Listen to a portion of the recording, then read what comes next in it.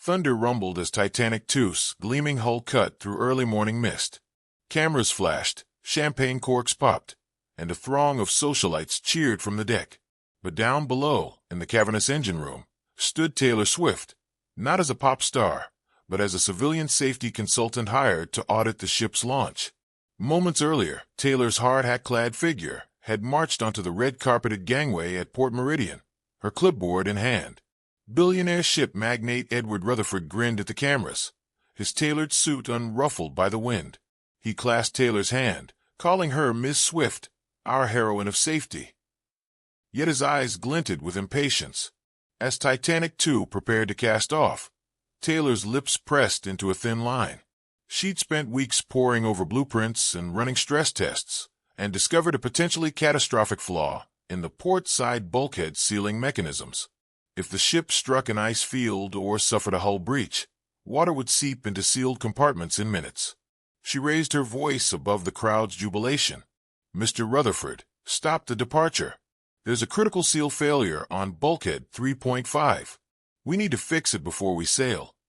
Her words were met with polite applause and respectful nods, until Edward placed a hand on her shoulder. "Taylor, darling," he said in a lowered tone, "this ship is engineered to the highest standards. We're on schedule. Enjoy the voyage." And with a final wave to the crowd, Titanic II slipped away from the dock, leaving Taylor's warnings lost in the wind. Taylor retreated to her assigned cabin, heart racing. She replayed her inspection notes: weld line fatigue, microfractures in the sealing girders, and a faulty hydraulic pump that could jam the watertight doors. She drafted an urgent email to Edward's chief engineer and the ship's captain. "Immediate action required. Bulkhead seals will fail under normal stress. Please advise remedy." Down the corridor, guests lounged in silk robes, sipping morning tea. They treated Taylor's presence as the latest PR stunt, a celebrity plush seat, not a safety overseer.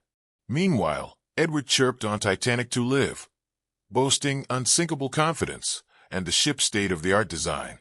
By midday, Taylor's inbox pinged back. "Captain Anders, Miss Swift, we've reviewed your data.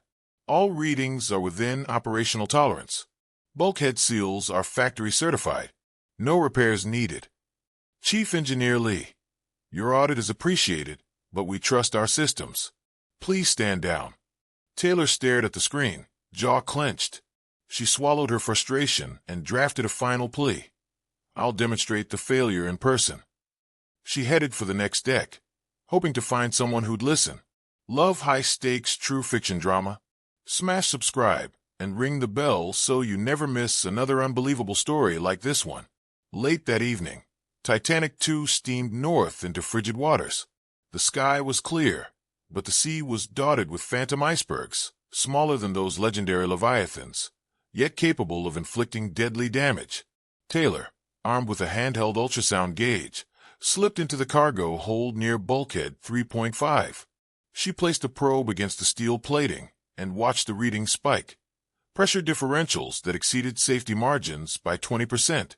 Her flashlight beam caught a thin ribbon of moisture seeping from a weld seam. A slow drip, drip, drip. Taylor's breath caught. She knew that within hours, the rising pressure would crack the bulkhead, flooding the neighboring compartments. She grabbed the ship's emergency radio. "Bridge to Chief Engineer. Bulkhead 3.5 is leaking. Coordinates 35 by 22. Seal joint failing now." Static crackled, then Captain Anders's voice. "We're navigating carefully. No signs of distress. Investigation unnecessary." Taylor slammed the radio handset down. She raced to the promenade deck, where Edward hosted a gala dinner under crystal chandeliers. Guests waltzed as violins played. She found him at the head table. "Sir, you must stop. There's water leaking into the hull." Taylor hissed. Edward frowned. Glass of champagne poised mid-air. "Taylor, darling, please. I promised our guests an unforgettable night. This is not the time." Taylor felt blood rush to her temples. She stormed away, desperate for allies. At dawn's first light, the dreaded moment arrived. Bulkhead 3.5 gave way with a resonant crack, unleashing icy seawater into the forward engine room. Alarms blared. Titanic II shuddered, lurching on queer angles. Hoses hissed in the corridors. Floodlights blinked out. Taylor raced toward the bridge, slipping on condensation. She burst through the door, soaked and swaying. Officers scrambled. Captain Anders barked orders. Shut the watertight doors. Initiate counterballast. But with the bulkhead seal gone, the hydraulic pump stalled, and the doors wouldn't close. Water cascaded into electrical conduits. Lights flickered. The captain's face went pale. Taylor pushed past him to the emergency console. Manual override on panel 4. Vent valve needs activating. She flipped the handle. The ship's list lessened slightly as air pumped into sealed compartments, but the leak continued. Below deck, engineers fought pumps that sounded like dying beasts. Taylor led them to block the seam with high-strength epoxy and temporary bracing. Hours later, the breach was contained, but the damage was done. Titanic II was down by the bow, its unsinkable facade shattered.